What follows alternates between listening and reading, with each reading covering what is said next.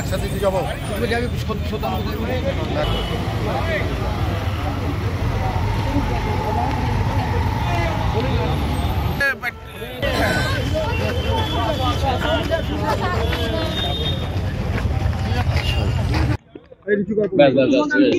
আমি আগেও বলেছি, এখনো বলছি, ওনাদের কাছেও বলেছি, আমি যে কথাটা বলেছি সবটাই সত্যি বলেছি। এবার ওনারা আমার থেকে তথ্য জানতে চাইছেন, সূত্র জানতে চাইছেন। ভারতবর্ষের সংবিধানে সূত্র জানানো কোনো অধিকার, জানার অধিকার নেই। আমি ইচ্ছা করলে জানাতে পারি, না জানাতে পারি, আসলে কিছু নয়। যেরকম বাংলাদেশে চিন্ময় প্রভুকে হিন্দুত্ব নিয়ে লড়াই করার জন্যে, বাংলাদেশের জেহাদিদের বিরুদ্ধে লড়াই করার জন্যে উনাকে জেলে ঢুকতে হয়েছিল, ওই পশ্চিমবাংলা আমাদের মতন কিছু লোক, শুভেন্দু অধিকারী, সুকান্ত মজুমদার, অর্জুন সিং এর মতন লোক যারা বিজেপি করছে, যারা হিন্দুত্ব নিয়ে লড়াই করছে, যারা হিন্দু সুরক্ষার জন্য লড়াই করছে, তাদেরকে মিথ্যা মামলা দিয়ে জেলে ঢোকানো সব চক্রান্ত চলছে। এতে কিচ্ছু যায় আসে না। Don't care, don't care, don't care. বললাম তো, হাফ পাতা এফআইআর আর 6 পাতা প্রশ্ন উত্তর, একই কথাকে ঘুরিয়ে ফিরিয়ে জিজ্ঞাসা করা। আপনার কাছে কি তথ্য আছে? আমি কেন তথ্য আপনাকে জানাবো? আমার তথ্য সিলমোহর দিয়েছিল সেন্ট্রাল আইবি। সেন্ট্রাল আইবি রাজ্য সরকার নবান্নকে চিঠি দিয়ে, হোম সেক্রেটারিকে চিঠি দিয়ে জানিয়েছিল কি শুভেন্দু অধিকারীর উপরে হামলা হতে পারে, জেহাদিরা হামলা করতে পারে, বাংলাদেশে জেহাদিরা হামলা করতে পারে, তার জন্য উনার সুরক্ষা ব্যবস্থাকে আরো বাড়িয়ে দেওয়া হলো। উনি বলছেন আমার কাছে কেন আপনি বলতে চাইছেন?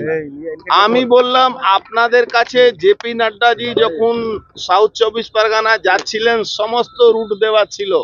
জেপি নাড্ডার উপরে জেহাদিরা হামলা করেছিল, আপনারা বাঁচাতে পেরেছিলেন? আপনারা বাঁচাতে পারে, আপনাদেরকে দেওয়া মানে আপনারা আমাদেরকে মারিয়ে দেওয়ার সব ব্যবস্থা করে দেবেন। কেন? সোর্স জানতে চাইছে।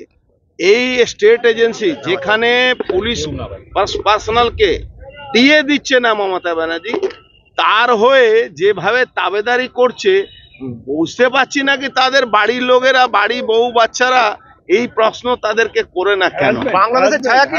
টোটালি বললাম তো, যেরকম চিন্ময় মহাপ্রভুকে জেলে ঢুকিয়ে মেরে দেওয়ার চক্রান্ত চলছে, ওরকমই পশ্চিমবাংলা যারা সনাতনী হিন্দুদের জন্য লড়াই করছেন তাদেরকে হ্যারাসমেন্ট করা, তাদেরকে মেরে দেওয়া, তাদেরকে জেলে ঢুকিয়ে দেওয়ার এইসব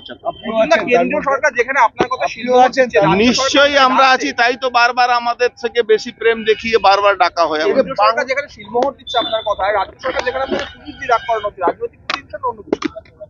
রাজনীতিক না, এটা একটা ভয়।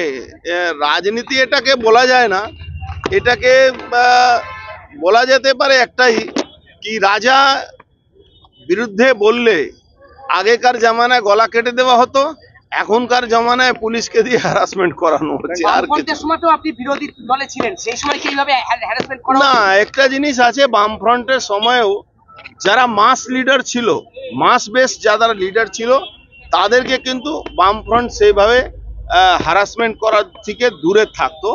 তারা রাজনীতিক একটা পরিবেশ মধ্যে রাখতো। ঠিক আছে, বিরোধিতা যারা করে তাদের বিরোধ ছিল, কিন্তু এই ধরনের লুংড়ামি, চরম সীমা, প্রতিহিংসা, এটা প্রতিহিংসা বলে, প্রতিহিংসা শব্দের অপমান হবে। এটা লুংড়ামি, যাদের বলা যায় একদম লুংড়ামি, বেস লেভেলের লুংড়ামি চলছে এই জায়গাতে। এদেরকেও আমি বলবো কি, আজকে তোমাদেরও দিয়ে দিচ্ছে না যে সরকার, তাদের হয়ে অত দাবিদারি করার দরকার নেই। আমরা 2026-এ আসবো, আমাদের রিটায়ারমেন্ট হয় না, মাথা রাখতে হবে। রিটায়ারমেন্ট তোমাদের হবে, এটা কিন্তু মাথায় রাখতে হবে। আবারও কি ডাকতে হতে পারে আপনাকে? অলরেডি লিখেছে, ফার্দার ইনভেস্টিগেশন জন্য ডাকা হবে। আমি বলছি আরো ভাই 174টা আছে, 365 করে দাও। এখানে পাশে ধরমপাল আমার প্রেসিডেন্ট আছে, ওকে বলবে এখানে অফিস করে দাও, এখান থেকে রোজ যাতায়াত করবে।